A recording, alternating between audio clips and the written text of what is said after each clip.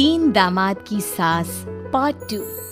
अब तक आपने सुना कि कावेरी जी अपनी तीनों बेटियों ईशा, मोहिनी और सुहाना की शादी तीन घर जमाई लड़कों के साथ करवा देती है। उन्हें लगता है कि ये लड़के शायद घर का कामकाज संभाल लेंगे, लेकिन उनके तीनों घर जमाई बहुत आलसी थे।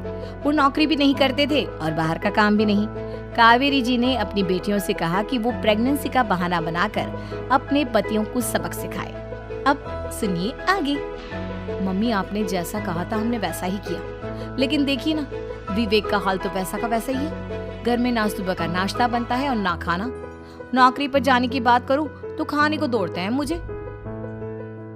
हाँ मम्मी, मैंने भी सुमित को कितनी बार कहा कि अगर नौकरी नहीं करनी तो कोई छोटी सी दुकान ही खोल लो। घर का खर्चा कैसे चलेगा? देखो दोपहर के 12 बजने आए और जनाब अभी तक सो रहे हैं। हाँ मम्मी, ईशा और सुहाना ठीक कहती हैं। अविनाश का भी यही हाल है। जब मैंने अपनी प्रेगनेंसी के बारे में कहा तो मुझसे कहने लगा, अरे दूसरी लड़कियां तो 9-9 महीने तक नौकरी करती है, बस डिलीवरी के टाइम छुट्टी लेती है। मोहिनी, तुम भी नौकरी करो। अब मुझे कहाँ नौकरी मिलेगी? मम्मी बताओ, अब मैं क्या करूँ? हे भगवान, क्या सोचकर घर जमाई दामाद लाई थी मैं कि मेरी बेटियां मेरे पास रहेंगी और खुश रहेंगी, लेकिन इन आलसी दामादों ने तो हमारी जिंदगी को भी प्रॉब्लम में डाल दिया है। मैं तो कहती हूँ मम्मी, हम लोग वापस अपनी जॉब पर जाना शुरू कर देते हैं। बता देते हैं इन लोगों को कि हमने प्रेगनेंसी का बहाना किया है। नहीं नहीं बेटा, ऐसी गलती भी मत करना। अगर तुमने ऐसा किया तो इन तीनों की आदत और खराब हो जाएगी। अरे आज नहीं तो कल कभी तो तुम प्रेग्नेंट होगी, तब वापस यही प्रॉब्लम आएगी। तब क्या करोगी तुम तीनों?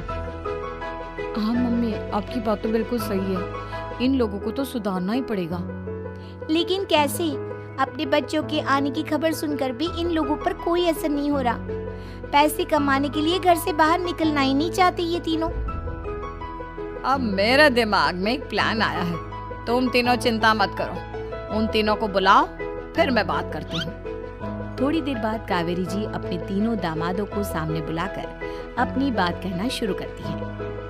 अविनाश, सुमित और विवेक, देखो बेटा, मैं ना तुम तीनों से बड़ा प्यार करती हूँ, इसीलिए तो तुम्हें घर जमाई बना कर रखा है मैंने। अरे मम्मी जी, सीधे सीधे कहिए ना, क्या बात है? प्यार तो हम भी आपको बहुत करते हैं। अरे मम्मी जी, आपकी इज्जत भी बहुत करते हैं। अरे भाई, आपके जैसी सास और कमाने वाली बीवी सबको मिलती है क्या? हाँ मम्मी, विवेक और सुमित ठीक कह रहे। आपकी बेटी से शादी करके मेरी तो जिंदगी ही अच्छी हो गई है। जानती हूँ मैं, और ये भी जानती हूँ कि तुम तीनों अपने अपनी बीवियों से बहुत प्यार करते हो। बेटा, बात ऐसी है कि हमारे कुल गुरु ने कहा है कि प्रेग्नेंट होने के बाद मेरी तीनों बेटियां शुरू के 4 महीने हमारे गांव में जाकर रहेगी, जहां मेरे चाचा जी रहते हैं। अरे लेकिन क्यों मम्मी, गांव में जाकर रहने की क्या जरूरत है इन तीनों को? वो क्या है ना बेटा, हमारे परिवार को एक श्राप है। अगर मेरी बेटियों ने यहाँ पर बच्चा पैदा करने की कोशिश की तो उनके बच्चों को कुछ भी हो सकता है। इसलिए अब से लेकर 4 महीने पूरे होने तक इन्हें गांव वाले घर में रहना पड़ेगा। हाँ, तो इसमें प्रॉब्लम क्या है मम्मी जी? हम भी वहाँ जाकर रहेंगे, पिकनिक मनाएंगे। अरे भाई, बीवी जहाँ हम भी वहाँ। हाँ यार, आइडिया तो बहुत अच्छा है। शहर की जिंदगी में रह रहकर परेशान हो चुके हैं, अब कुछ दिन गांव में बिताएंगे। तुम लोग समझने की कोशिश क्यों नहीं करते? तुम में से कोई भी वहां नहीं जा सकता, और मैं यहाँ रहूंगी ना तुम तीनों के साथ। 4 महीने की तो बात है, उसके बाद ये तीनों ही लौट कर आ जाएंगी। ठीक है मम्मी जी, अब हमारे बच्चों का सवाल है तो ये तो करना ही पड़ेगा। कावेरी अपनी तीनों बेटियों को कुछ दिन के लिए घर से बाहर कहीं दूसरे शहर में रहने के लिए भेज देती है। कुछ दिनों के बाद, अरे मम्मी जी, बहुत दिन से पिज्जा नहीं खाया, मंगवाइए ना। क्या बताऊं बेटा, पहले तो बेटियां खर्चा दे देती थी क्योंकि उनकी नौकरी थी, लेकिन अब तो मेरे पास पैसे ही नहीं बचे। थोड़े बहुत पैसे हैं जो बच्चों की डिलीवरी में काम आएंगे। लेकिन मम्मी जी, आपकी बेटियों को वापस आने में तो अभी बहुत वक्त बाकी है। वही सोच सोच कर परेशान हो रही हूँ। सोच रही हूँ कल से दूध भी बंद करवा देती हूँ। अब दूध वाले को देने के लिए पैसे भी तो नहीं है ना। अरे नहीं नहीं मम्मी जी, अगर दूध भी बंद करवा दोगी तो मुझे चाय कहाँ से मिलेगी? और चाय के बिना मैं तो मर ही जाऊंगा। क्या करूं बेटा, इसके अलावा हमारे पास कोई ऑप्शन नहीं है, मेरे पास पैसे ही नहीं बचे।